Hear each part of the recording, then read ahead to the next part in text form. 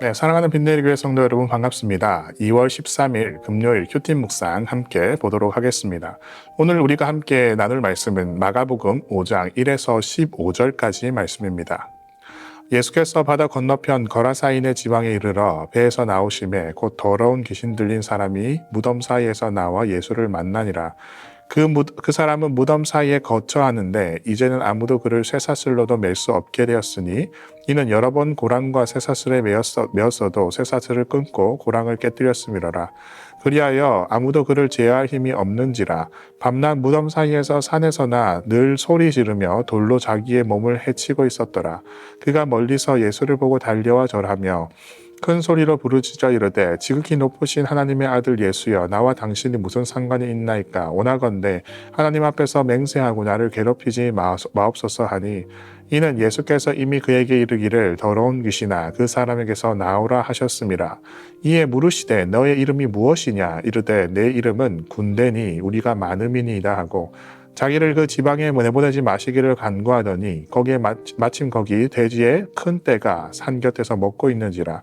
이에 간구하여 이르되 우리를 돼지에게로 보내어 들어가게 하소서 하니 허락하신대 더러운 귀신들이 나와서 돼지에게로 들어가매 거의 2,000마리 되는 떼가 바다를 향하여 비탈로 내리달아 바다에 몰사하거늘 치던 자들이 도망하여 읍내와 여러 마을에 말하니 사람들이 어떻게 되었는지를 보러 와서 예수께서 이르러 그 귀신 들렸던 자 곧 군대 귀신 짚였던 자가 옷을 입고 정신이 온전하여 앉은 것을 보고 두려워하더라. 아멘. 여러분, 이 본문은 예수님의 권세가 어떤 것인지 우리에게 명확하게 보여주고 있습니다. 이 배를 타고 이방 지역으로 가실 때 광풍을 만났었습니다. 이 바다를 잠잠하게 하신 이 권세를 통해서 예수님은 이 모든 우주를 다스리는 분이시라는 것을 이 본문을 통해서 드러났습니다.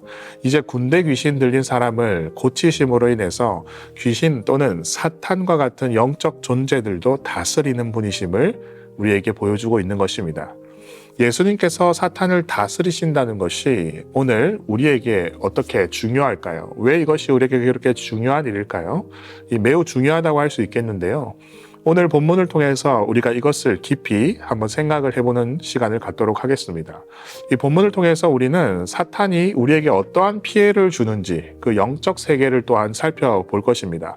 이를 통해서 우리를 구원하신 예수님께서 얼마나 위대한 권세를 가지셨는지 한 번 더 깊이 묵상하는 시간이 될 것입니다. 여러분, 본문은 예수님께서 배를 타고 한 지방에 오셨다고 그 위치를 알려주면서 시작하고 있습니다. 1절을 보시면 예수께서 바다 건너편 거라사인의 지방에 이르러 라고 되어 있습니다. 여러분, 예수님은 갈릴리의 가버나움에 계셨습니다. 이 본문에서 바다라고 표현된 이곳은 사실은 이 갈릴리 호수입니다. 이 크기가 워낙 커서 사람들은 그냥 바다라고 불렀습니다. 예수님과 일행들은 배를 타고 이 호수 건너편 거라사 지방으로 향하셨던 겁니다. 이 특이한 점은 이 지방이 이방 지역이라는 사실입니다. 한국적으로 표현을 해보자면 예수님이 부산에 계시다가 갑자기 배를 타고 가까운 일본으로 건너갔다 오신 것과 같은 모습이라고 할 수 있겠습니다. 이 본문 뒤에 나오는 이 돼지떼를 봐도 이 사람들이 돼지떼를 치고 있죠. 이곳이 이방 지역임을 우리가 쉽게 알 수 있습니다. 왜냐하면 이 유대인들은 돼지를 키우거나 먹지 않았기 때문입니다. 이 예수님께서 배에서 내리시자마자 근처 무덤 사이에서 누군가가 튀어나옵니다. 마가는 이 장면을 매우 얌전하게 묘사하고 있습니다. 그러나 누가의 기록을 보면 일단 그 사람은 옷을 입고 있지 않았습니다. 옷을 하나도 걸치고 있지 않은 나체의 모습인 것입니다. 사실 예수님의 뒤를 따라서 배에서 함께 내려오던 제자들에게는 굉장히 충격적인 장면이었을 것입니다. 이 마가는 3절에서 5절 이 3에서 5절을 통해서 귀신 들린 사람이 얼마나 심각한 상태인지 설명을 해주고 있습니다. 그는 무덤 사이에서 살고 있었습니다. 이 귀신으로 인한 괴력, 그 괴력으로 인해서 아무도 그를 통제할 수 없는 상황이었습니다. 마을 사람들이 쇠고랑과 쇠사슬로 그를 묶어서 격리소에 데려다 놓았지만 그는 매번 괴력으로 그것을 번번이 끊어내고 다시 무덤가로 돌아갔습니다. 통제가 불가능했던 것입니다.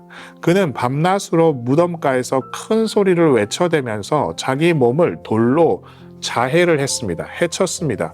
얼마나 무서웠겠습니까? 그래서 마태는 마을 사람들이 두려워서 그 길로 다닐 수가 없었다라고 기록을 하고 있습니다. 본문이 우리에게 알려주는 귀신 들린 사람의 상태를 간략하게 정리를 해보면 이렇습니다. 첫 번째, 나체, 두 번째, 무덤, 그리고 세 번째, 통제불능입니다. 그래서 사탄이 주는 우리 영적 피해에 대해서 이렇게 정리해 볼 수 있겠습니다. 나체는 죄로 인한 수치심을 의미합니다. 이 무덤은 죽음을 향해 가는 삶을 의미합니다. 통제 불가라는 것은 자기 스스로 구원이 불가능하다는 점을 시사합니다. 이 귀신 들린 사람이 나체 상태였다는 점과 예수님을 통해서 회복된 후에 옷을 입었다는 점은 매우 중요한 의미를 가진다고 할 수 있겠습니다.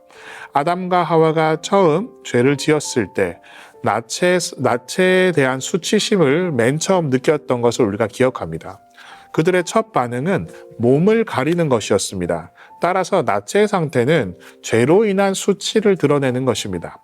우리가 죄의 문제로부터 자유롭지 못하면 영적으로 나체 상태와 같은 것입니다. 이 부끄러움을 느끼지 못한 채 죄를 지으며 살아가는 상태로 전락하는 것이라고 할 수 있겠습니다.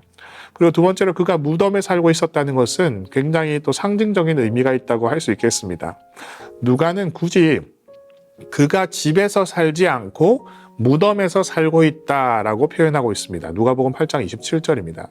이 집은 안락한 장소입니다. 사람은 집에 살아야 합니다.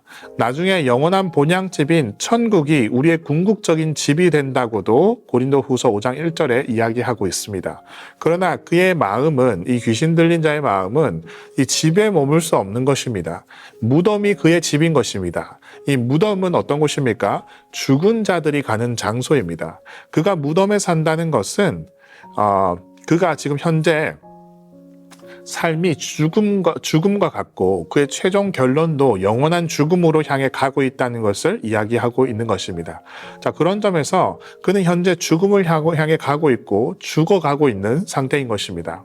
우리는 죄의 결과가 죽음이라는 것을 알고 있습니다. 로마서 6장 23절입니다. 그의 죄의 문제를 해결하지 못하면 정확하게 죽음을 향해 가고 있는 인생이 되는 것입니다. 자, 마지막으로 그는 도저히 통제가 불가능한 상태입니다. 이 통제가 되지 않는다는 이 특징은 스스로 구원할 수 없고 스스로 자구할 수 없는 상태를 의미합니다. 철저한 절망을 의미하고 있는 것입니다. 이 군대 귀신 들린 그 스스로도 자신을 통제할 수 없었고 마을의 수많은 사람들도 그를 통제할 수 없었습니다. 죄의 상태가 이와 같다 하겠습니다. 죄는 스스로 통제하거나 해결할 수 없는 것입니다. 마치 심각한 질병과 같다 할 수 있겠습니다. 이 암과 같은 심각한 질병은 자연 치료를 기대할 수 없습니다. 반드시 수술을 포함한 의료적인 처치가 필요합니다. 자, 그런 점에서 우리 모두는 김세훈 박사님의 구원이란 무엇인가에서 표현한 것처럼 죄에 걸려있다. 죄가 마치 질병인 것처럼 걸려있다고 하겠습니다. 그러니까 우리가 걸린 이 죄는 스스로 통제할 수 없고 또 스스로 치료할 수 없고 스스로 구원을 얻어낼 수 없는 것입니다. 반드시 우리 외부로부터 어떤 구원이 이루어져야만, 치료가 이루어져야만, 수술이 이루어져야만 얻을 수 있는 것입니다. 여러분, 사탄은 존재합니다. 사탄은 있습니다. 사탄은 우리를 속이고 있습니다. 사탄이 가장 원하는 것이 무엇입니까? 영적인 차원에서 우리가 나체가 되길 바랍니다. 영적인 차원에서 우리가 무덤가에 머물기를 바랍니다. 영적인 차원에서 우리가 통제불능, 그러니까 스스로 구원받을 수 없는 상태가 되기를 바라고 있습니다. 즉, 죄로 인한 수치심에 시달리고 죄로 인해서 죽음을 향해 달려가며 죄로 인해서 스스로 구원받을 수 없는 타락의 상태로 빠지도록 우리를 계속해서 유혹하고 우리를 계속해서 진리와 반대의 방향으로 가도록 사탄은 우리의 길을 인도하고 있습니다. 우리는 이 사탄이 주는 영적 피해로부터 스스로 살 길이 없습니다. 자, 그런데 이 사탄이 예수님을 보자마자 어떻게 반응했습니까? 오늘 본문 6에서 10절을 보면 벌벌 떨고 있습니다. 정신을 못 차리고 있습니다. 이 본문의 예수님은 하나님이셔서 그 권세, 그 권능은 사탄의 능력 위에 선 위대한 권세라는 것을 오늘 본문이 우리에게 보여주고 있는 것입니다. 이렇게 예수님은 사탄으로부터 받은 모든 수치, 죽음, 그리고 철저한 절망으로부터 우리를 구원하시는 분으로서 오늘 본문은 우리에게 보여주고 있습니다. 여기서 특이한 점은 예수님께서 귀신의 이름을 물어보신다는 점입니다. 너의 이름이 무엇이냐라고 물어봅니다. 그러자 그의 이름은 군대라고 소개하고 있습니다. 이 용어는 헬라어로 레게온이라고 표현하는데요. 이것은 로마 군사 용어입니다.